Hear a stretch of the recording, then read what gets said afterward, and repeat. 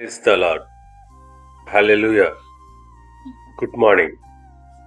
క్రీస్తునందు ప్రియులారా, ఈ ఉదయ కాలంలో మరొక నూతన వాగ్దానంతో మనము ఈరోజు ప్రారంభించుకున్నాము.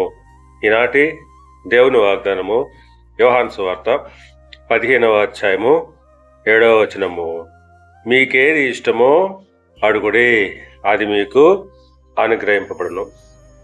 ప్రియులారా, ప్రభు సెలవిస్తున్నాడు, నా యందు మీరును మీ యందు నా మాటలను నిలిచి ఉండిన ఎడల మీకేది ఇష్టమో అడుగుడి, అది మీకు అనుగ్రహించబడును అని చెప్తున్నాడు.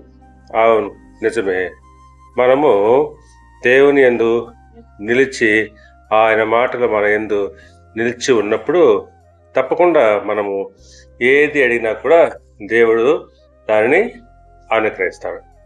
అందుని బట్టి ఆయన అంటున్నాడు, యోహాను సువార్త 14వ అధ్యాయము 14వ వచనం ప్రకారంగా, నా నామమున మీరు నన్నేమి అడిగినను నేను చేతును. అవును, ఆయన వాగ్దానం చేస్తున్నాను.